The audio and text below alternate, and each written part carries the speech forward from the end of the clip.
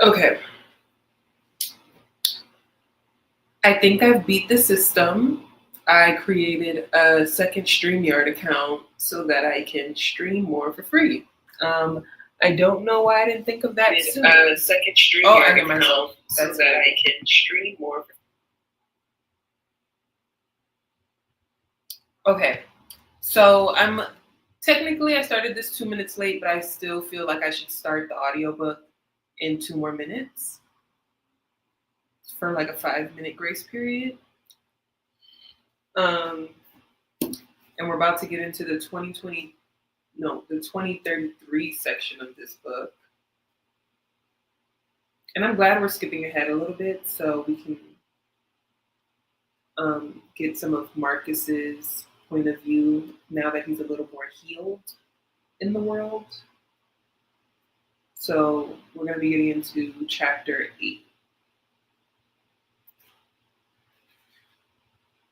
And I can't find my highlighter, so I'm just going to have to use my pencil when I find anything interesting. I like to use both my highlighter and my pencil, but whatever. We're leaving. Okay, so we're only hopping into the new year, not a whole year, so never mind.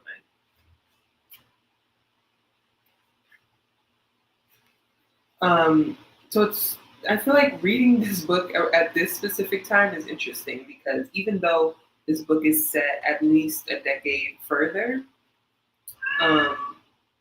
we're still in the same period of time. Oh my goodness. Hopefully Mittens doesn't give us issues. All right, let me start this book.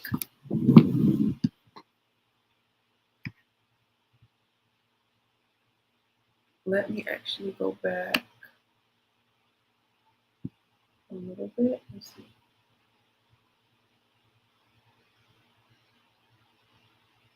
Such an old-fashioned name. But sometimes all of the ease and the joy and the love. So this is the ending of where we left off last week. I just want to make sure it doesn't start at the wrong point. Feel because our child is growing and developing within me seems lost on Bankole. All he seems to see is what he calls my immaturity, my irrational, unrealistic faith in Earthseed, my selfishness, my short-sightedness.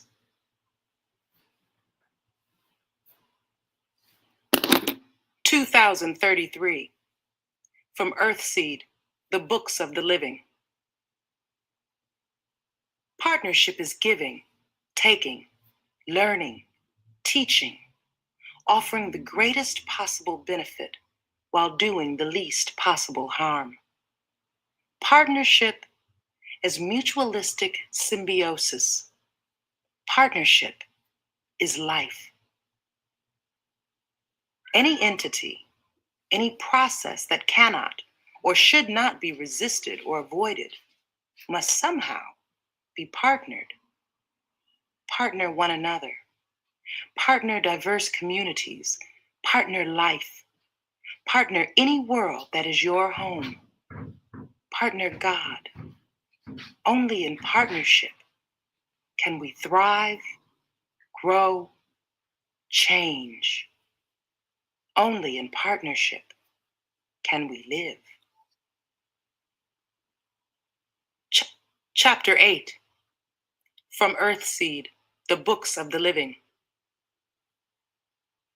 Purpose unifies us. It focuses our dreams, guides our plans, strengthens our efforts. Purpose defines us, shapes us, and offers us greatness. I'm not entirely sure why I've spent so much time looking at my mother's life before I was born. Perhaps it's because this seems the most human, normal time of her life. I wanted to know who she was when she was a young wife and soon to be mother, when she was a friend, a sister, and incidentally, the local minister. Should she have left Acorn and gone to live in Halstead as my father asked? Of course she should have. And if she had, would she, my father, and I have managed to have normal, comfortable lives through Jared's upheavals? I believe we would have. My father called her immature, unrealistic, selfish, and short-sighted. Short-sighted of all things.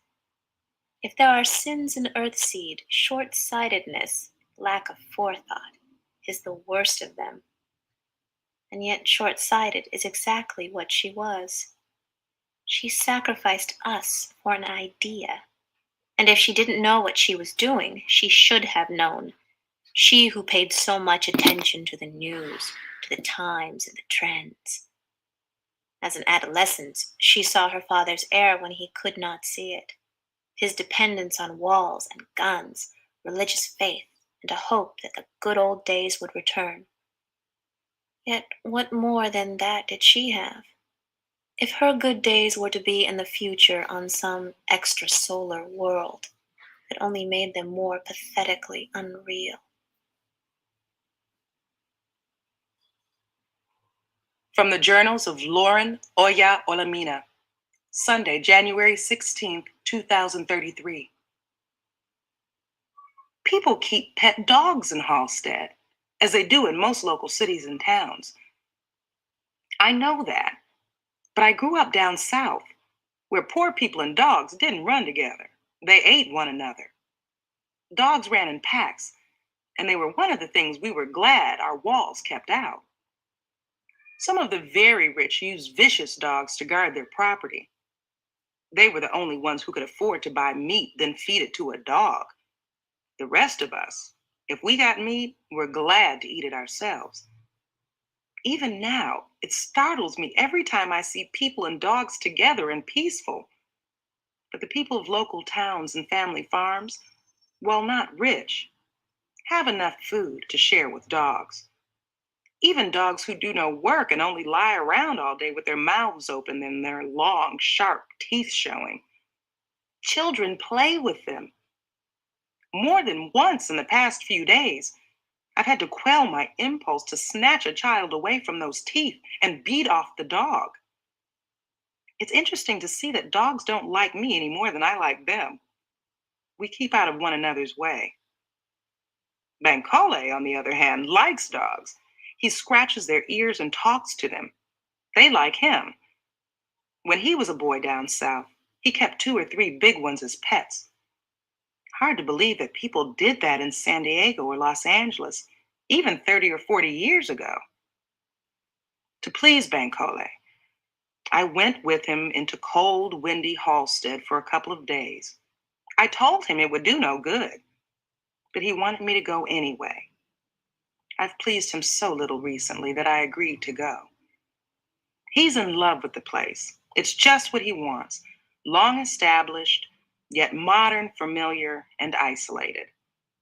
There are comfortable big houses, 3 and 4 bedrooms. And thanks to the wind turbines in the hills along the ridges, there's plenty of electricity most of the time. And there's modern plumbing.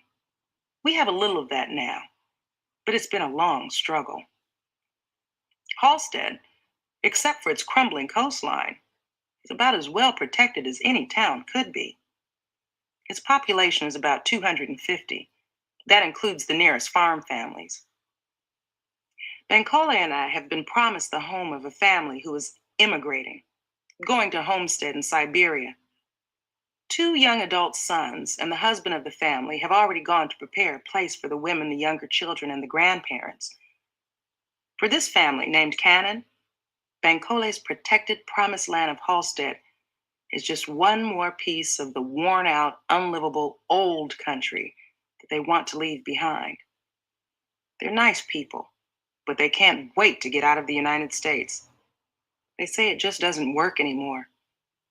The election of Jared was, for them, the last straw. And yet, the Halstead trip was a good experience for me. I don't get to travel as much as I did before I got pregnant. No salvaging and not as much trading. Bankole nags me to stay home and behave myself. And most of the time I give in. I had forgotten what living in a big modern house was like. Even the cold and wind weren't that bad. I kind of liked them. The house rattled and creaked, but it was warmed both by electric heaters and by fires in the fireplaces. And it was set back far enough from the coastal bluffs to be in no danger for many years, if ever. During the first day, I walked out to the bluffs and stood looking at the Pacific Ocean. We can see the ocean every time we travel up the highway to the Eureka Arcata area and farther north. Up there, it has washed away long stretches of sand dunes and done real damage along the Humboldt and Arcata Bay coastlines. This is all the fault of the steadily rising level of the sea and of occasional severe storms. But still, the sea is beautiful. I stood there in the buffeting wind, staring out at the whitecaps and enjoying the sheer vastness of the water. I didn't hear Bankole come up behind me until he was almost beside me. That says something about how safe I felt. I'm more watchful at home in Acorn. Bankole put his arm around me, and the wind whipped his beard. He smiled. It is beautiful, isn't it? I nodded. I wonder how people used to living here are going to like living on the vast Siberian plains, even if the plains are warmer than they once were. He laughed. When I was a boy, Siberia was a place where the Russians, the Soviets we called them then, sent people they thought of as criminals and political troublemakers. If anyone then had said that Americans would be giving up their homes and their citizenship and going to make new lives in Siberia, the rest of us would have looked around for a straitjacket for him. I suspect it's a human characteristic not to know when you're well off, I said. He glanced at me sideways. Oh, it is, he said. I see it every day. I laughed, wrapped an arm around him, and we went back to the Cannon House to a meal of broiled fish, boiled potatoes, Brussels sprouts, and baked apples. The Cannon House sits on a large lot, and like Bankole and I, the Cannons raise much of their own food. What they can't raise, they buy from local farmers or fishermen. They're also part of a cooperative that evaporates salt for their own use and for sale. But unlike us, they use few wild foods or seasonings. No acorns, cactus fruit, mint, manzanita, not even pine nuts. Surely there will be new foods in Siberia. Would they learn to eat them? Or would they cling to whatever they could grow or buy of their bland, familiar foods? Sometimes I can't stand the thought of leaving this house, Thea Cannon said as we sat eating. But there'll be more opportunity for the children when we leave. What is there for them here? I'm not so pregnant that most people notice, and I do wear loose clothing now. But I think that Thea Cannon, who has 7 kids of her own, would have noticed. Maybe she's just too wrapped up in her own worries. She's a plump, pretty, tired-looking blonde woman in her 40s, and she always seems a little distracted, as though she has a lot on her mind. That night, I lay awake beside Bankole, listening to the sounds of the sea and the wind. They're good sounds, as long as you don't have to be outside. Back at Acorn, being on watch during rough weather is no joke. The mayor tells me the town is willing to hire you to replace one of their teachers, Bankole said, his mouth near my ear and his hand on my stomach where he likes to rest it. They've got one teacher who's in her late 50s and one who's 79. The older one has been wanting to retire for years. When I told them that you had pretty much set up the school at Acorn and that you taught there, they almost cheered. Did you tell them that all I've got is a high school education? A lot of reading and the courses I audited on my father's computer. I told them they don't care. If you can help their kids learn enough to pass the high school equivalency test, they'll figure you've earned your pay. And by the way, They can't actually pay you much in hard currency, but they're willing to let you go on living in the house and raising food in the garden even after I'm dead. I moved against him, but managed not to say anything. I hate to hear him always talking about dying. Aside from the older teacher, he continued, no one around here has a teaching credential. The older people who do have college degrees do not want second or third careers teaching school. Just install some reading, writing, math, history, and science in these kids' heads, and everyone will be happy. You should be able to do it in your sleep after what you've put up with in Acorn. In my sleep, I said. That sounds like one definition of life in hell. He took his hand off my stomach. This place is wonderful, I said, and I love you for trying to provide it for the baby and me. But there's nothing here but existence. I can't give up Acorn and Earthseed to come here and install a dab of education into kids who don't really need me. Your child will need you. I know. He said nothing more. He turned over and lay with his back to me. After a while, I slept. I don't know whether he did. Later, back at home, we didn't talk much. Bankole was angry and unforgiving. He has not yet said a firm no to the people in Halstead.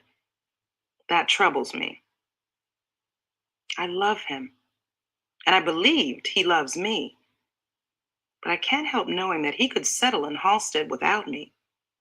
He's a self-sufficient man, and he truly believes he's right. He says I'm being childish and stubborn. Mark agrees with him, by the way. Not that either of us has asked Mark what he thinks. But he's still staying with us, and he can't help hearing at least some of our disagreement. He could have avoided mixing in, but I don't think that ever occurred to him. What's the matter with you? He demanded of me this morning just before gathering. Why do you want to have a baby in this dump? Just think, you could live in a real house in a real town.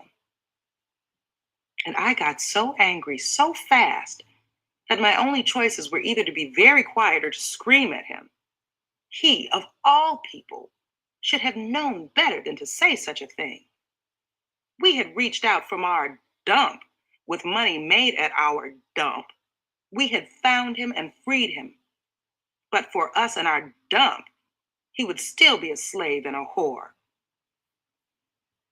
Come to gathering, I said in almost a whisper, and I walked out of the house away from him. He followed me to gathering, but he never apologized. I don't think he ever realized that he had said something vile. After gathering, Gray Mora came up to me and said, I hear you're leaving. I was surprised. I don't suppose I should have been. Bankole and I don't scream at one another and broadcast our troubles the way the Figueroas and the Faircloths do. But no doubt, it's clear to everyone that there's something wrong between us. And then there was Mark. He might tell people, just out of a need to be important. He does have a consuming need to be important, to reassert his manhood. I'm not leaving, I told Gray. He frowned. You sure? I heard you were moving to Halstead. I'm not leaving. He drew a long breath and let it out. Good. This place would probably go to hell without you. And he turned and walked away. That was Gray. I thought back when he joined us that he might be trouble, or that he wouldn't stay. Instead, he turned out to be dependability itself. As long as you didn't want a lot of conversation or demonstrative friendliness. If you were loyal to Gray and his family, he was loyal to you. Later, after dinner, Zara Balter pulled me out of a set of dramatic readings that 3 of the older kids were giving of their own work or of published work that they liked.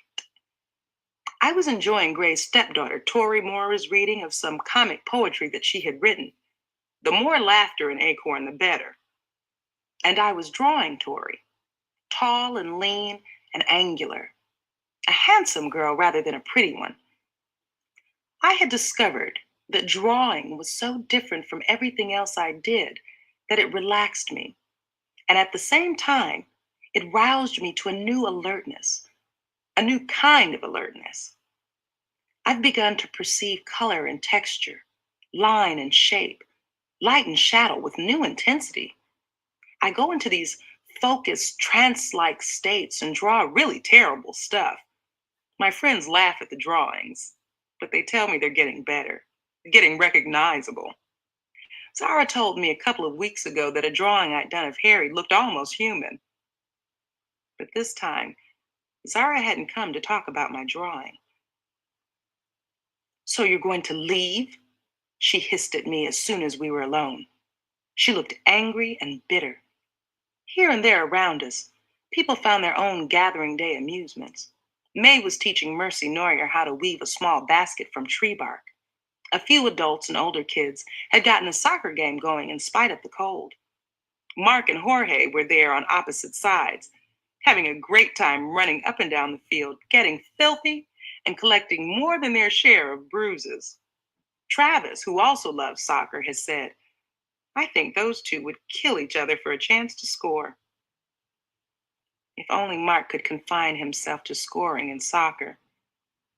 Of course, I wasn't as surprised at Zara's question as I had been at Gray's. "Z, I'm not leaving," I said. Like Gray, she didn't believe me at first. "I heard you were. Your brother said..." "Lauren, tell me the truth."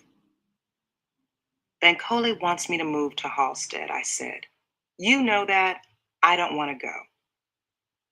I think we've got something worthwhile going here, and it's ours." "I heard they offered you a house by the ocean." "Within sight of the ocean, but not that close." "You don't want to be too close to the ocean in Halstead." "But a real house? I mean, a house like back in Robledo." "Yes." "And you turn them down?" "Yes." "You're crazy as hell." That did startle me. "You mean you want me to go, Z?" "Don't be stupid. You're the closest thing I got to a sister. You know damn well I don't want you to go. But you should go." "I'm not." "I would." I stared at her. "I'd go to a better place if I could. I got 2 kids. Where do they go from here? Where's your little baby going from here?" "Where would they go from Halstead? Halstead is like Robledo with a better wall. Why do you think there are people there who are planning to immigrate to Russia or Alaska, and others who are just trying to hang on to their little piece of the 20th century until they die? None of them is trying to build anything, to replace what we've lost, or to boost us to something better." "You mean like Earthseed, the Destiny?" "Yes." "It ain't enough. It's a beginning. It's a way of trying to build tomorrow instead of cycling back into some form of yesterday." "Do you ever stop preaching?" "Am I wrong?" She shrugged. "You know, I'm not religious the way you are. Besides, even if you go to Halstead, we'll still be here. And Earthseed will still be Earthseed." "Would it?" "Maybe. But Earthseed is a young movement. I couldn't walk away and leave it to a maybe. I wouldn't walk away from it any more than I'd walk away from the baby I would soon be having. Someday, I want people to go from here and teach Earthseed. I want what they teach to still be recognizable as Earthseed." "I'm not going," I said. "And Z, I think you're a liar. I don't think you'd go either. You know that here at Acorn, we're with you if you get into trouble. And you know we would take care of your kids if anything happened to you and Harry. Who else would do that?" She had been raised in some of the nastier streets of Los Angeles, and she knew about loyalty, about depending on her friends and having them depend on her. She looked at me, then looked away. "It's good here," she said, staring out toward the hills to the west of us. "It's better than I thought it would be when we got here. But you know, it's nothing like as good as we had back in Robledo. For your baby's sake, you ought to go." "For my baby's sake, I'm staying." She met my eyes again. "You sure? Think about the future." "I'm sure, and you know damn well I'm thinking about the future." She was silent for a moment. Then she sighed.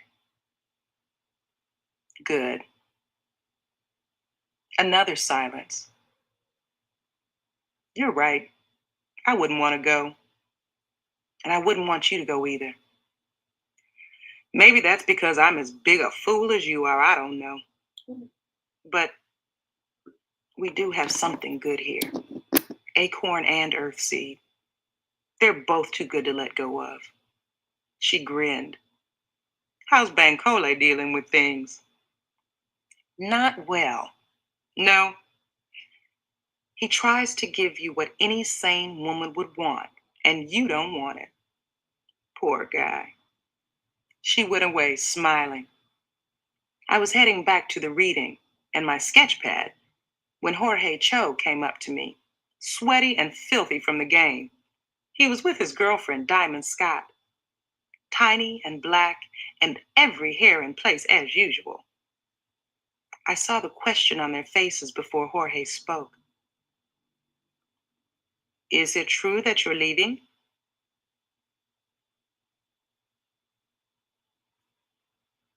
Thursday, January 20th, 2033.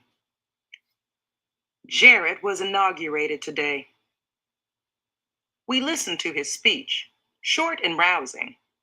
Plenty of "America, America, God shed his grace on thee," and "God bless America," and "One nation, indivisible, under God," and patriotism, law, order, sacred honor, flags everywhere, Bibles everywhere, people waving one of each. His sermon, because that's what it was from Isaiah chapter 1. "Your country is desolate. Your cities are burned with fire. Your land, strangers devour it in your presence, and it is desolate as overthrown by strangers." And then, "Come now, and let us reason together, saith the Lord. Though your sins be as scarlet, they shall be as white as snow. Though they be red like crimson, they will be as wool. If ye be willing and obedient, ye shall eat the good of the land. But if ye refuse and rebel, ye shall be devoured with the sword, for the mouth of the Lord hath spoken it." Then he spoke of peace, rebuilding and healing. "A strong Christian America," he said, "needs strong Christian American soldiers to reunite, rebuild, and defend it."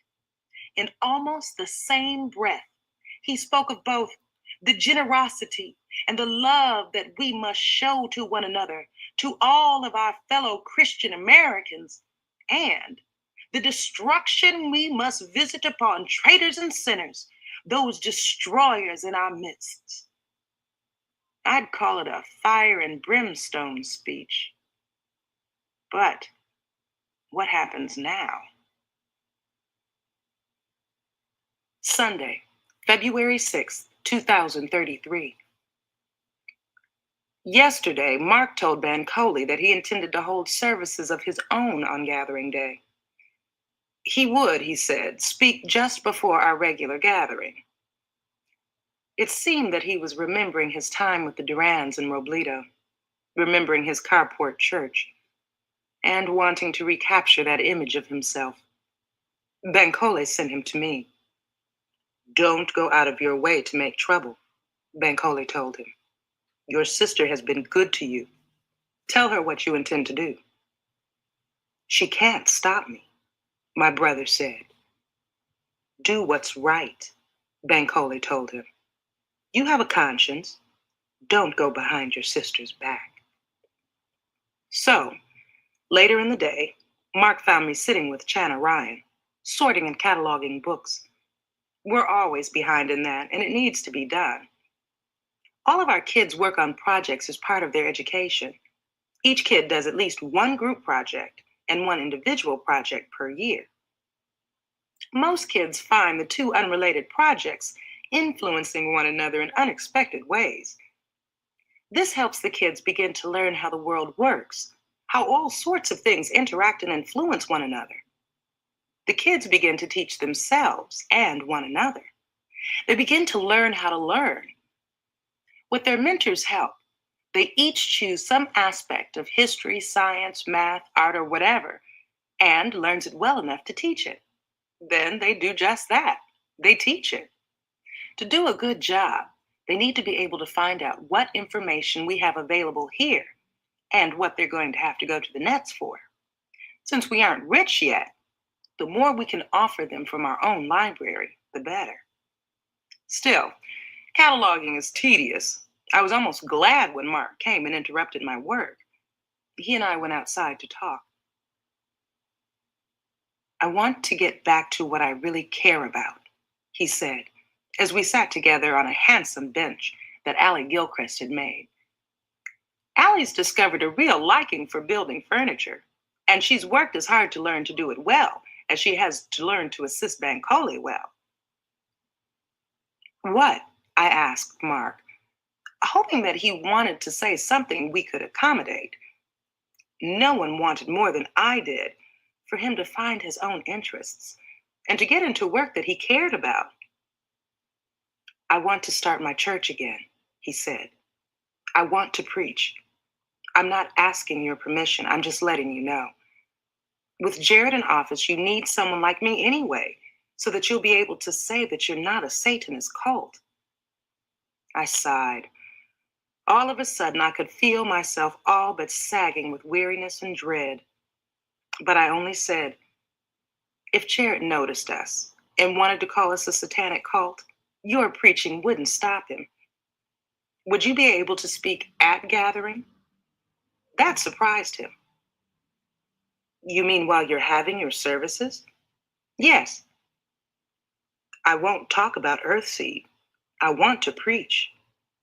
Preach then. What's the catch? You should know. You've been to our services. You choose the topic. You say what you want. But afterward, there will be questions and discussion.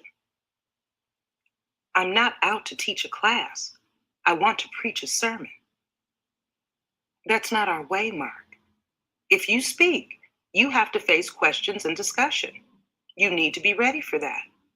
Besides, no matter what you call it, a good sermon is just a lesson that you're trying to teach. But you won't try to get in the way of my preaching at the gathering if I take questions afterward? That's right. Then I'll do it. It's no joke, Mark. I know. It's no joke to me either. I mean, we're as serious about the discussions as you are about the sermon. Some of our people might probe and dissect in ways you won't like.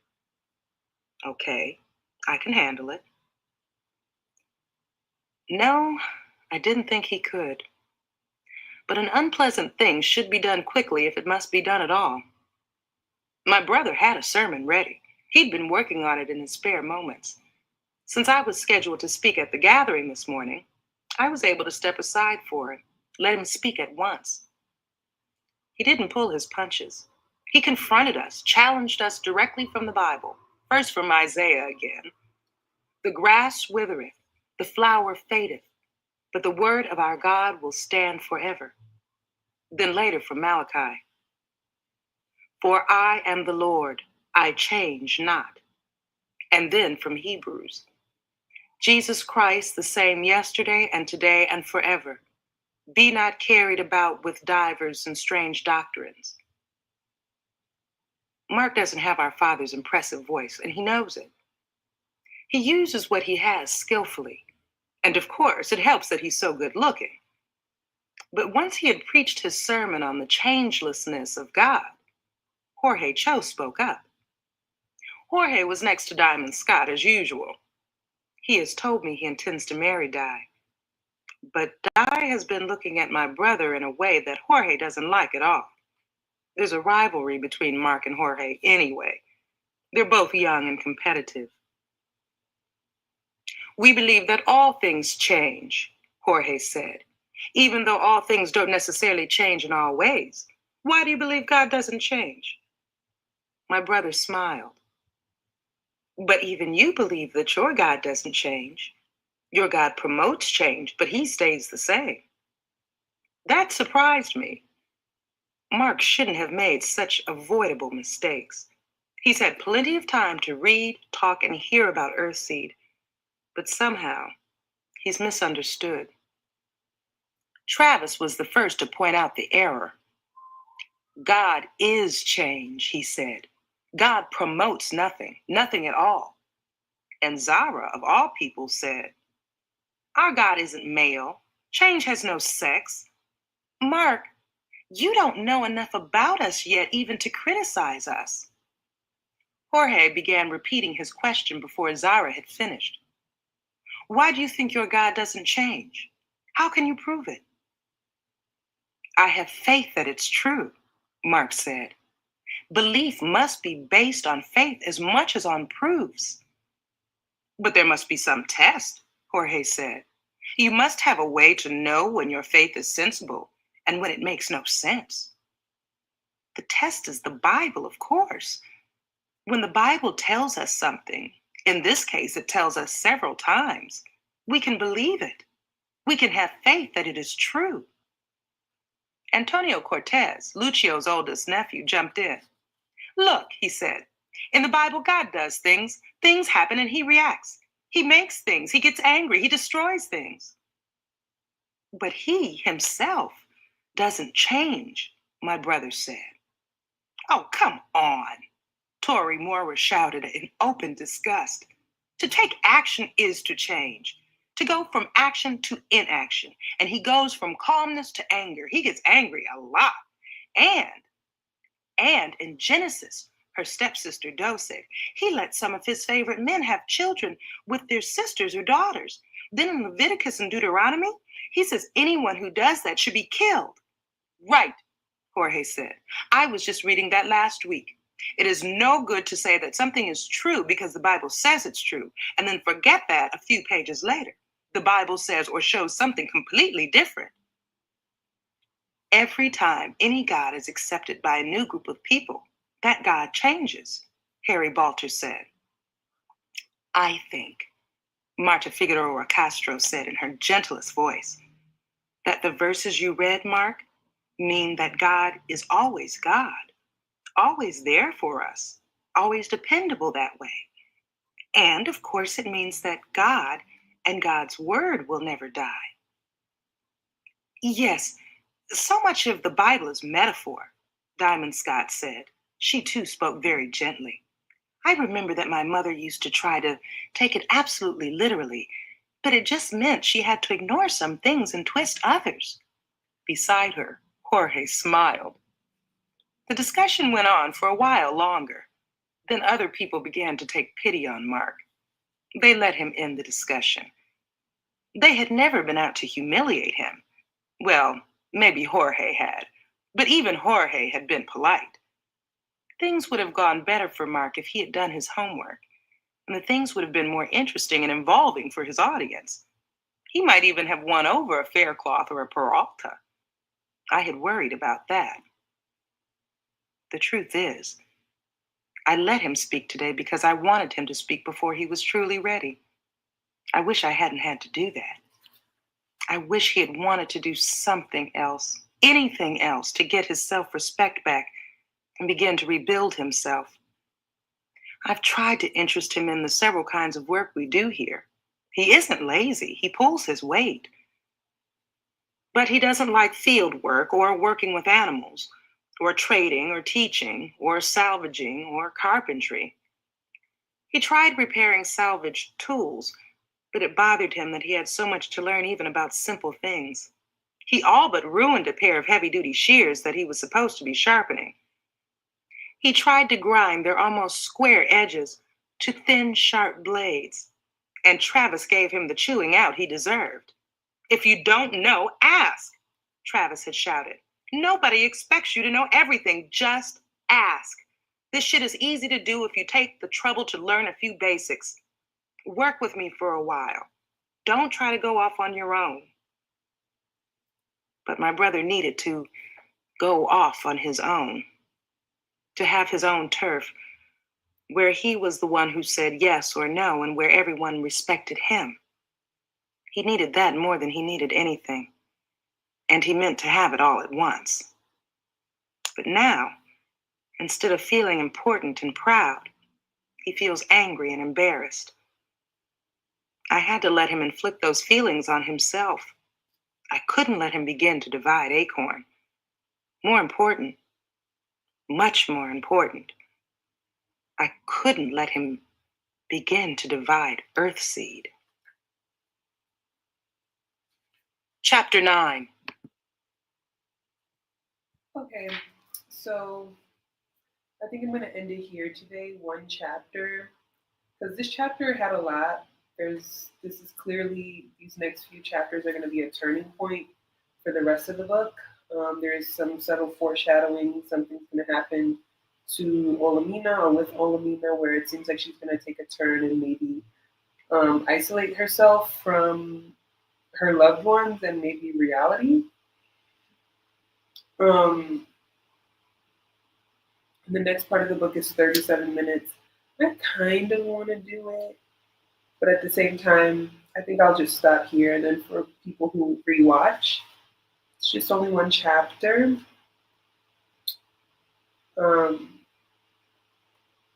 Yeah, so it's going to be, I don't know, maybe 15 parts of this series. But so I'll go over like some of the notes that I took this chapter. So one thing that I'm noting, and it's kind of just relating to where I'm at in life, the very first thing that the daughter was saying was that Bankole, aka the daughter's father, I can't remember the daughter's name, she says, "My father called her immature, unrealistic, selfish, and short-sighted. Short-sighted of all things. If there are sins in Earthseed, short-sightedness, lack of forethought is the worst of them." So I thought this was good to point out because earlier today, the time this is being posted, I posted something about, OCD and how that can show up or be impacted by like political catastrophizing and stuff like that. And I definitely feel like when, in this case, when people are trying to tell Olamina, like, it's honestly okay to not be so caught up in Earthseed, being so lofty about this way of life is very much a myth. I feel like Olamina, by this point in time, has her in this theoretical world, or it's talking about our own world, or whatever kind of. But that's like someone being inspired and trying to rule or like change the world the same way Martin Luther King, Gandhi, Mother Teresa, all those people have myths built around them about how they've tried to impact the world and change the world. Even Jesus Christ. So I think Olamina in that way is very like immature. Because as what we're reading so far, Olamina is very much like my new religion, my new way of thought. If we spread it to those who consent, quote unquote, and I build something here, it could last and stand the test of time and continue to inspire people to be better. And like the unrealistic part of that is like the way some things that are going on in this world right now, in this book, are just the way it's going on. These people exist. The people that are causing the chaos exist. They would do that in any lifetime, under any ruling under any religion, in my opinion. So when you are presented, and then fast forwarding to the rest of the book, when you are presented with a home, a job, something where things are more stable for you to raise a child, you should not sacrifice those things for this goal, you know? This goal that has so much in mind that you can't even foresee, the short-sightedness. You had to create a very unrealistic view of the future in order to establish that your goals that you're talking about are realistic. You have no idea. This is not a movie. This is not a TV show where you have a different perspective and you can see who's on the other side of the door. You have no idea. So that's why I think this is so interesting, this perspective. And I think a lot of people need that reality check. But Olamina is so entrenched in her vision that you can't talk to people like this. You just got to let them go through their course.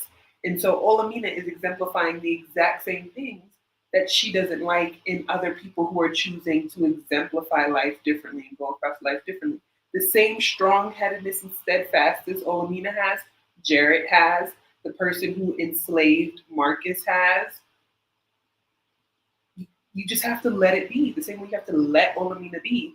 And yes, you can influence people, obviously, to change. But you can't predict who will change when, what course of talking will work. Nobody knows the magic words to tell Olamina to change her mind on like where to live to raise her child. You just can't. And then they're talking about how people are moving out of the United States to Russia. So that's interesting. I would be thinking about Russia. There's so many people, like so many different types of people, ethnicities, and cultures in Russia. What else? Oh, I did make a note that I don't know if this stuff is true. Like, for example, like when Marcus is doing his sermon, like I don't know what is true or not about the Bible. So I can't even speak to any of that. That will be some cool research for me to do. And then I liked how we got to see the passion of people in Earthseed. Like I didn't know that the people in Earthseed will really speak up for themselves and what they agree with and disagree with. I thought it was just all Olamina. But the people are like, no, we know some stuff and we agree and we disagree. So that means that the people are at least living on Acorn, if it is this dumb, have a level of critical thought. I don't know how I picture Acorn. I don't know how I picture it. But they do seem handy because when Marcus couldn't do his thing, they were like, you know, there are people who know what to do on that land. So this was really interesting. Olamina says it's a beginning. It's a way of trying to build tomorrow instead of cycling back into some form of yesterday. Now this can be interpreted in so many different ways, especially today. Today, it's always like a lot of us preaching about like, let's not go back to the status quo versus practicing new ways of life. And I honestly feel like many people, depending on who's talking about that, could be very naive about what's the status quo and the possibilities of a new form of life and what that path even looks like. You can talk about that about whether participated to vote or not, and the level of like how people important. Like some people can think, oh, I'm not voting, and they don't think anything about it. They don't think it's radical. They just don't feel like voting. They don't vote. There are some people who vote, and there are people who will critique them. Like when you participate in voting, you're participating in the status quo. There's so many ways you can interpret something like that. And cycling. Because Olamina is talking about cycling back into the form of yesterday when it comes to secure housing and a job, you know, and it's like continuing to build on this land in very precarious times I don't think this is individualism or looking out for herself only. And clearly it's not just looking out for herself because she's literally pregnant.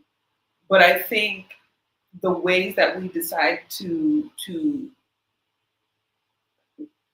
turn these like questions and things into full theories and philosophies, like if like and I'm of two minds because I can see myself being the type of person to be like, no, I'm gonna thug it out here because of the bigger picture.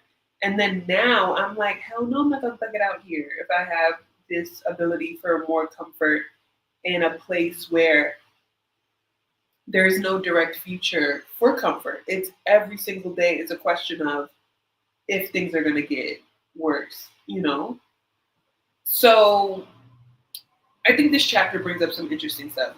Though do I think some of this chapter was a little bit of a slow burn, I do think there was some interesting stuff this chapter has brought up.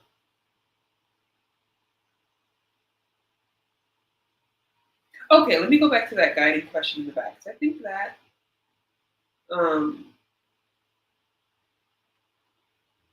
so considering the comfort and security that Acorn provides, and considering that his long lost sister has found him and saved him from a life of bondage, why do you think Marcus rejects Earthseed and risks his life to strike out on his own? Why does he have so much trouble accepting and understanding Olamina's goals? Why does he not believe the Christian America organization is capable of cruelty inflicted on Lauren and Acorn? So it seems like we don't have all the details to answer this. But I will say, it seems like I'm learning that Marcus is rejecting some stuff when it comes to Olamina, mainly because of Christianity and his belief in Christianity and how he sees God. That's a part of it. And I also feel like he's not interested in taking risks. Maybe his trauma wants him to resort back to what he feels comfortable with. Even if what he feels comfortable with might not be helpful to him. And he could be between a rock and a hard place because we don't know if Earthseed is really going to be this comfort place. And it brings up the question of like ideological comfort. Sometimes you might have physical comfort, but maybe your brain and mental is not in comfort. So I don't know. It's going to be really interesting to see because it seems like he's going to go into something that Jarrett puts together, or maybe some Christian stuff that Jarrett's people are not a part of. I don't know. But it's good that Marcus is challenging. I think, what does Marcus really have to lose if you're going to die anyway someday? This is how you want to continue to live your life under these extreme uncertain times. So we'll see. We'll see. So yeah, that's all I'm going to do for today. Keep it short and sweet. And I will be back. I should have said it at the beginning, but I'm back every Sunday at 5 p.m. Eastern time.